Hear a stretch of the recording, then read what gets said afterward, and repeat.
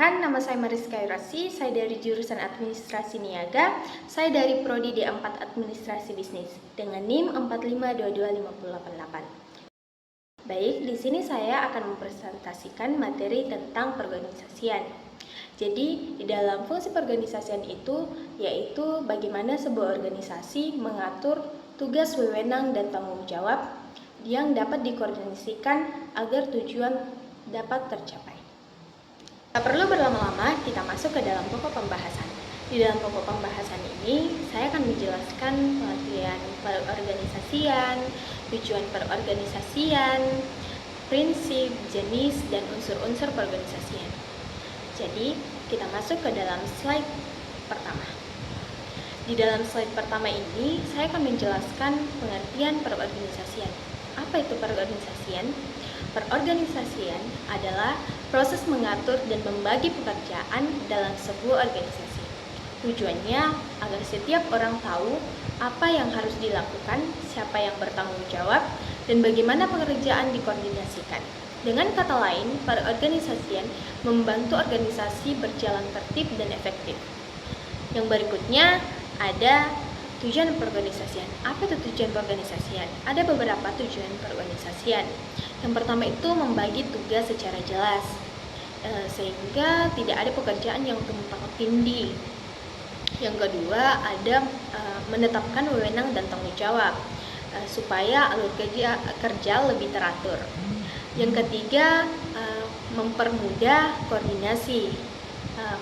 Mempermudah koordinasi itu seperti antar bagian. Ya, yang keempat itu meningkatkan efisiensi kerja, sehingga hasil lebih cepat dan lebih baik. Yang berikutnya ada unsur perorganisasian. Ada 4 unsur utama dalam perorganisasian. Adalah 1, struktur organisasi, yaitu susunan posisi dan hubungan kerja. Yang kedua, pembagian tugas. Siapa mengerjakan apa? Yang ketiga itu ada wewenang dan tanggung jawab, batasan kekuasaan dan tugas setiap posisi. Yang keempat itu yang terakhir itu ada koordinasi. Koordinasi itu cara menghubungkan sebuah bagian agar bekerja selaras.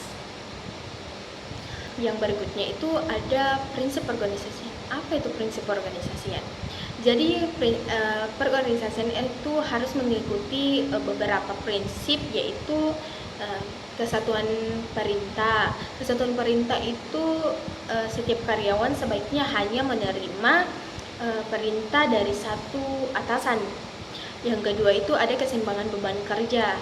Keseimbangan beban kerja itu ada tugas dibagi sesuai kemampuan agar tidak ada yang terlalu berat.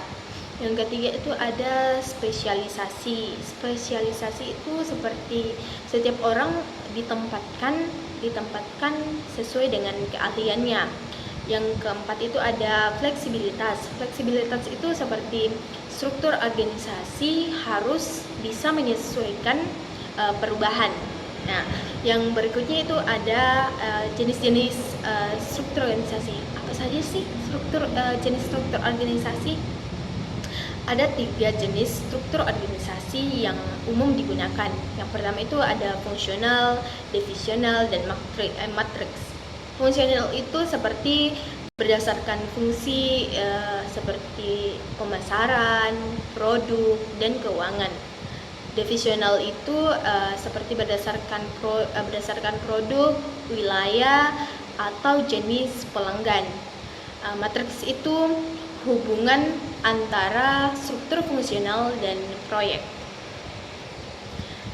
Yang berikut ada hambatan dalam perorganisasian. Selain manfaat dan fungsinya, perorganisasian juga memiliki beberapa hambatan yang sering muncul di dalam praktik. Yang pertama itu ada komunikasi yang tidak efektif. Komunikasi yang tidak efektif itu jika informasi tidak tersampaikan dengan jelas, koordinasi antar bagian bisa terganggu dan pekerjaan menjadi tidak teratur. Yang kedua itu ada pembagian tugas yang tidak tepat. seperti yang kesalahan menempatkan orang pada tugas yang tidak sesuai dengan kemampuan dapat menurunkan efisiensi kerja.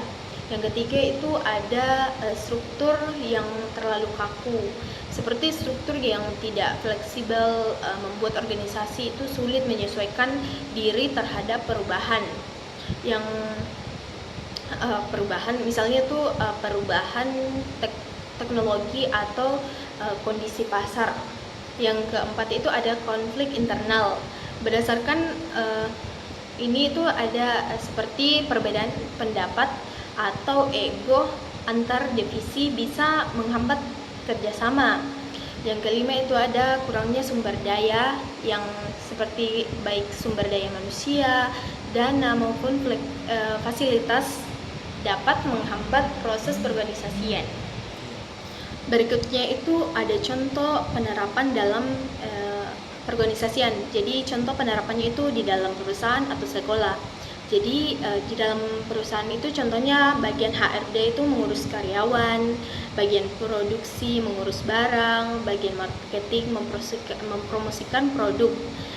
Contoh di sekolah, kelas sekolah, guru, staf administrasi, itu setiap bagian sudah jelas tugas dan tanggung jawabnya, sehingga sekolah atau perusahaan dapat berjalan dengan baik.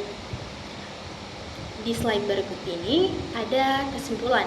Jadi kesimpulan yang dapat saya ambil dari materi yang saya jelaskan saat ini itu ada fungsi perorganisasian sangat penting mengatur pekerjaan, menetapkan tanggung jawab, dan memastikan setiap bagian bekerja secara terkoordinasi. Dengan perorganisasian yang baik, tujuan organisasi akan lebih mudah tercapai. Sekian dari saya, inilah paparan materi yang dapat saya presentasikan.